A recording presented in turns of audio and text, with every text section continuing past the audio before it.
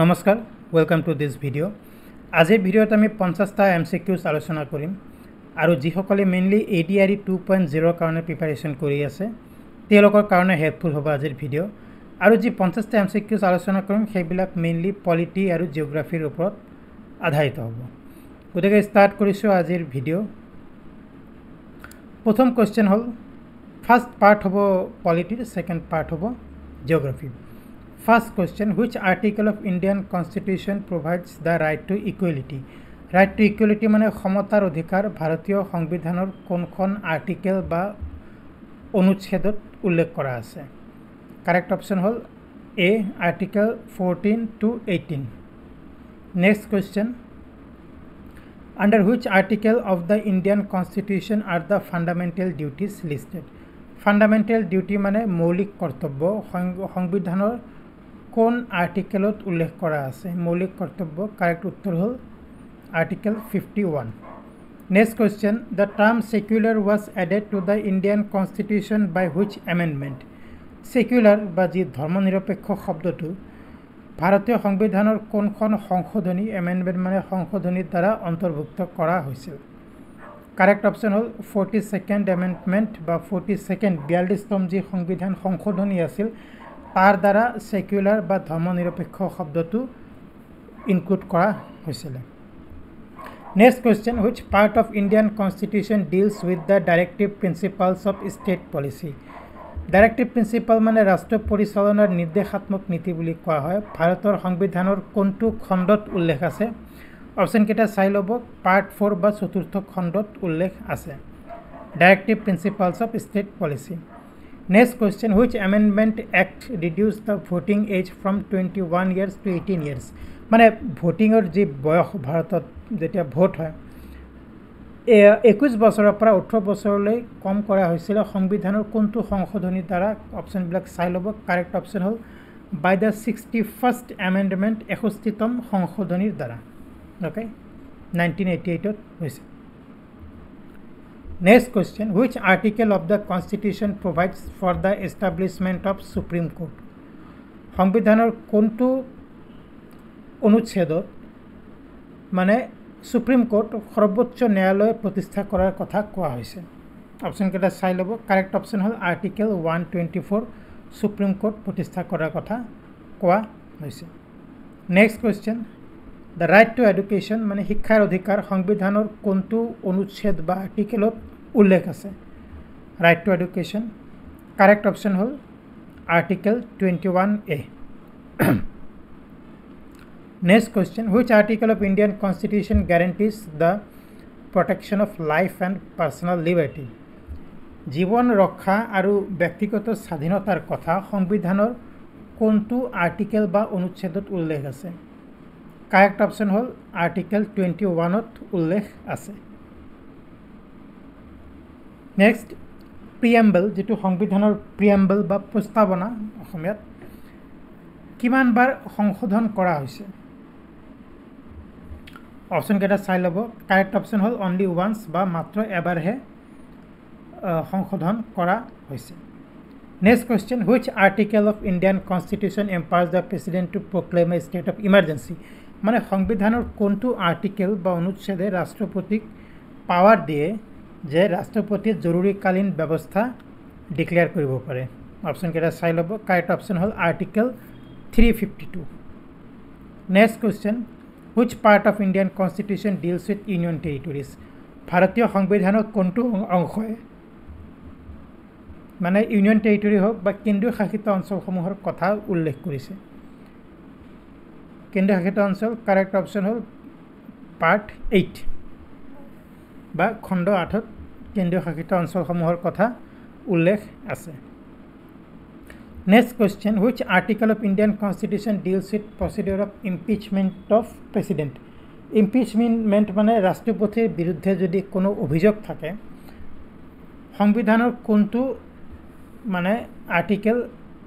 অনুচ্ছেদত তার কথা উল্লেখ আছে রাষ্ট্রপতির বিরুদ্ধে কিবা অভিযোগ থাকিলে কারেক্ট অপশন হল আর্টিকেল 61 ওকে মনত রাখিব next question how many fundamental rights are currently guaranteed by constitution বর্তমানে সংবিধানৰ দ্বাৰা কিমানটা মৌলিক অধিকার ফান্ডামেন্টাল রাইট মানে মৌলিক অধিকারের কথা উল্লেখ আছে কারেক্ট অপশন হল 6 ছটা next question which of the following articles deals with the amendment process of constitution সংবিধান যদি সংশোধন কৰিব লাগে তেনেহলে তলৰ কোনটো অনুচ্ছেদত তাৰ বিষয়ে উল্লেখ আছে কারেক্ট অপশন আর্টিকেল 368 উল্লেখ আছে next question which of the following is not a fundamental right under Indian constitution ভারতীয় সংবিধানের মতে তলৰ কোনটো মৌলিক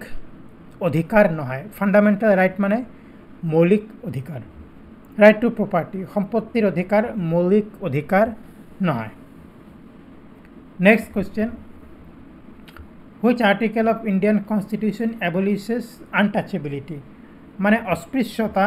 বর্জন করা হয় সংবিধানের কোনখন অনুচ্ছেদের দ্বারা অস্পৃশ্যতা কারেক্ট অপশন হল আর্টিকেল 17 দ্বারা অস্পৃশ্যতা বর্জন করা হয় next question the concept of preamble is borrowed from which country's constitution আমার সংবিধানত যে প্রস্তাবনা আছে কোনখন দেশৰ সংবিধানৰ পৰা তাক ধাৰ কৰা হৈছে অপশন হল ইউনাইটেড স্টেটস আমেৰিকাৰ সংবিধানৰ পৰা প্ৰস্তাবনাৰ কনসেপ্টটো ধাৰ কৰা হৈছে next question which part of Indian constitution deals with panchayat panchayat সংবিধানৰ কোনটো খণ্ডৰ দ্বাৰা পঞ্চায়েতৰ কথা কোৱা হয় কাৰেক্ট অপশন হল পাৰ্ট 9 বা নবম খণ্ডত পঞ্চায়েতৰ কথা কোৱা হৈছে next which article of Indian constitution deals with election commission যে নির্বাচন আয়োগ আছে তাক কোনটো সংবিধানৰ কোনটো অনুচ্ছেদৰ দ্বাৰা মানে আলোচনা করা হয়েছে উল্লেখ আছে article 324 next question the right two information is a part of which article right two information মানে যি আরটিআই বুলিও কোৱা হয় মানে সূচনার অধিকার সংবিধানের কোনটো আর্টিকেলত তার কথা উল্লেখ আছে কারেক্ট আনসার হল 19(1) আর্টিকেলত রাইট টু ইনফরমেশনের কথা উল্লেখ আছে how many languages are recognized by the 8th schedule of Indian Constitution ভারতীয় সংবিধানের 8ম অনুসূচীর দ্বারা কেইটা ভাষাক স্বীকৃতি দিয়া হয়েছে স্কেডিউল মানে অনুসূচী কেইটা ভাষা স্বীকৃতপ্রাপ্ত ভাষা ভারতত 22টা okay next question which amendment of constitution made India sovereign socialist secular democratic republic কোনটো সংবিধানৰ কোনটো সংশোধনীৰ দ্বাৰা ভাৰতক সোভাৰেন সাৰ্বভৌম সোশিয়ালিস্ট সমাজবাদী সেকুলাৰ মানে ধৰ্মনিৰপেক্ষ গণতান্ত্ৰিক গণৰাজ্য হিসাবে স্বীকৃতি দিছে 42nd এমেন্ডমেন্ট বা 42তম সংশোধনীৰ দ্বাৰা The Constitution of India provides for which of the following types of government ভারতীয় সংবিধানৰ দ্বাৰা ভাৰতত কেনে ধৰণৰ চৰকাৰৰ কথা উল্লেখ কৰা হৈছে কারেক্ট অপশন হল ফেডারেল গভর্নমেন্ট ফেডারেল মানে কি মানে যত কেন্দ্রীয় সরকারও আছে আর রাজ্য সরকারও আছে দুই ধরনের সরকারই আমার দেশত চাবলৈ পোৱা যায় তাক ফেডাৰেল গভৰ্নমেন্ট বুলি কোৱা হয় next who has the power to initiate procedure two amendment of Indian constitution যদি ভারতীয় সংবিধানখন কিবা এমেন্ডমেন্ট কৰিব লাগে বা কিবা সংবিধান মানে সংশোধন কৰিব লাগে এই ক্ষমতা কাৰ আছে লোকসভা আৰু ৰাজ্যসভা আইদাৰ বি অৰ সি বা লোকসভায় কৰিব পাৰে বা ৰাজ্যসভায় কৰিব পাৰে next question which river is known as sorrow of Bihar এটা জিওগ্ৰাফিৰ কোয়েশ্চনত আহিলো আমি বিহাৰেৰ দুঃখ কোনখন নদীক কোৱা হয় কাৰণ তাৰ বানপানী হয় বান হয় কোচি নদীক বিহাৰেৰ দুঃখ বুলিও কোৱা হয় next the tropic of cancer does not pass through which of the following state যি ক্যান্সারের ট্রপিক যাক কর্কটক্রান্তি বুলিও কোৱা হয় অসমীয়াত কোনখন ৰাজ্যৰ মাজেৰে নাযায় ওড়িশাৰ মাজেৰে নাযায়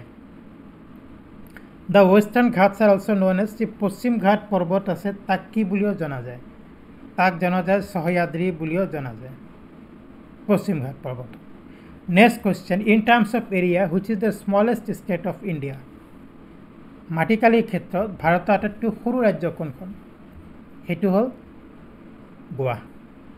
next question which of the following is the southernmost point of India ভারতের যেটা আটাইতকৈ দক্ষিণৰ কেন্দ্ৰ বিন্দু দক্ষিণৰ ভাৰতৰ ভৌগোলিক ভাৰতৰ দক্ষিণৰ কোনটো সেইটো নাম হল Indira point okay next which is the largest tributary of Yamuna river Yamuna নদীৰ আটাইতকৈ ডাঙৰ উপনৈ কোনখন টন্স ৰিভাৰ টন্স নদী যমুনা নৈৰ আটাইতকৈ ডাঙৰ উপনদী মনত ৰাখিব টন্স নদী next question which Indian state has the longest coastline কোনখন ভাৰতীয় ৰাজ্যৰ আটাইতকৈ দীঘল উপকূল সীমা আছে correct option Gujarat next question which part of India is the Zanskar range located Zanskar যি শৃংখল আছে পৰ্বত শৃংখল ভাৰতৰ কোনখন অঞ্চলত পোৱা যায় লাডাখত পোৱা যায় ওকে জাংস্কাৰ পৰ্বত শৃংখল Sundarban delta is famous for which species of tiger Sundarban যি ডেল্টা মানে বদ্বীপ তাত বাঘৰ কোনটো প্ৰজাতি বেছিকৈ পোৱা যায় বা বিখ্যাত royal Bengal tiger okay Bengal tiger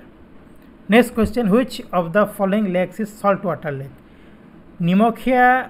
পানীৰ হ্ৰদ কোনখন অপশ্যন কেইটা চাই ল'ব এবাৰ যি চাম্বাৰ লেক ৰাজস্থানত আছে নিমখীয়া পানীৰ lake highest peak in eastern ঘাট মানে পূৰ্ব ঘাট পৰ্বতৰ আটাইতকৈ মানে উচ্চ শৃংগ কোনটো অপশ্যন কেইটা চাই ল'ব এবাৰ সেইটো হ'ল মহেন্দ্ৰগিৰি ওকে মনত ৰাখিব next question which river flows through the Thar desert Thar মৰুভূমিৰ মাজেৰে কোনখন নদী বৈ গৈছে কাৰেক্ট অপশ্যন হ'ল লুনি নদী আকৌ এবাৰ ৰাজস্থান লুনি নদী বৈ গৈছে next question which Indian river is referred to as Dakshin Ganga বুলি কোনখন নদীক কোৱা হয় অপশ্যন হ'ল গোদাবৰী নদীক দক্ষিণ গংগা বুলিও কোৱা হয় next question which is the smallest union territory of India in terms of area মাটিকালিৰ ক্ষেত্ৰত ভাৰতৰ আটাইতকৈ সৰু কেন্দ্ৰীয় শাসিত অঞ্চল কোনটো মাটিকালিৰ ক্ষেত্ৰত লক্ষদ্বীপ বা Lakshadweep next question hill station Ooty কোনটো পৰ্বত শৃংখলত আছে উটি ওকে দক্ষিণ ভাৰতৰ মানে হিল ষ্টেচন কোনটো পৰ্বত শৃংখলত আছে নীলগিৰি মনত ৰাখিব নীলগিৰি উটি কফি ভাৰতৰ কোনখন ৰাজ্যত আটাইতকৈ বেছি কফি উৎপাদন হয় কাৰেক্ট অপশ্যন হ'ল কৰ্ণাটক নেক্সট কুৱেশ্যন বক্সাইট উৎপাদনৰ ক্ষেত্ৰত ভাৰতৰ কোনখন ৰাজ্য প্ৰথম সেইখন হ'ল উৰিষ্যা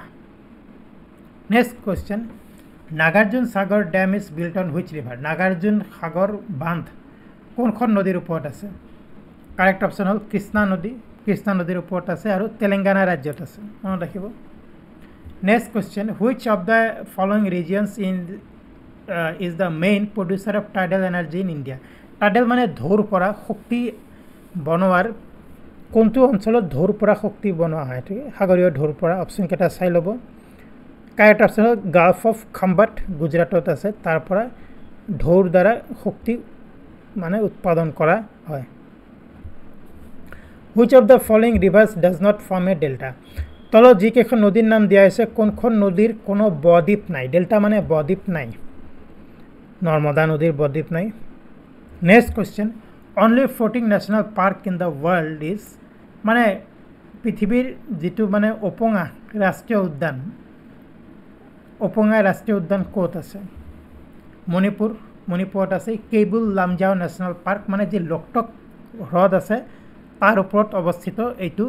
নেশ্যনেল পাৰ্ক সেইকাৰণে তাক ফ্লোটিং বুলিও কোৱা হয় next which of the following states is the largest producer of rubber in India rubber উৎপাদনত কোনখন ৰাজ্যত ভাৰতত আটাইতকৈ বেছি ৰাবাৰ উৎপাদন হয় Kerala okay Kerala next question the Hirakud dam is the longest dam in India built on which river Hirakud dam উৰিষ্যাৰ কোনখন নদীৰ ওপৰত বনোৱা হৈছে কাৰেক্ট অপশ্যন হ'ল মহানদী নেক্সট কুৱেশ্যন লক্ষদ্বীপৰ কেপিটেল বা ৰাজধানী কি কাৰেক্ট অপশ্যন হ'ল কাৱাৰাত্তি মনত ৰাখিব in terms of population which is India's smallest state in India পপুলেশ্যনৰ ক্ষেত্ৰত ভাৰতৰ আটাইতকৈ সৰু ৰাজ্যখন কি বা আটাইতকৈ কম পপুলেশ্যন ছিকিম মনত ৰাখিব আৰু আজি লাষ্ট কুৱেশ্যন ৰণথাম্বৰ ৰাষ্ট্ৰীয় উদ্যান কোনখন ৰাজ্যত অৱস্থিত ৰণথাম্বৰ বাঘৰ কাৰণে বিখ্যাত ৰাজস্থান আছে চ' ফ্ৰেণ্ডছ এইখিনি আছিলে আজি আলোচনা কৰিবলগীয়া 50টা কুৱেশ্যন মেইনলি জিঅ'গ্ৰাফী আৰু হিষ্ট্ৰীৰ ওপৰত আলোচনা কৰিলোঁ আৰু এনে ধৰণৰ প্ৰশ্ন প্ৰায় এডিআৰইৰ হওক বা ডিএমইৰ দৰে কম্পিটিটিভ এক্সামিনেশ্যনবিলাকত মানে আস্ক কৰা দেখা যায় যদি আজি ভিডিঅ'টো ভাল পাইছে প্লিজ লাইক কৰক শ্বেয়াৰ কৰক চেনেলটো যদি ছাবস্ক্ৰাইব কৰা নাই প্লিজ ছাবস্ক্ৰাইব কৰক এনে ধৰণৰ আন এটা অতি ইনফৰ্মেটিভ ভিডিঅ' আমি পাব্লিছ কৰিম সোনকালে যদি আপোনালোকে এডিআৰই টুৰ কাৰণে প্ৰিপাৰেশ্যন কৰি আছে আজি ভিডিঅ' চোৱাৰ কাৰণে বহুত বহুত ধন্যবাদ আকৌ এটা ভিডিঅ'ত অতি সোনকালেই লগ পাম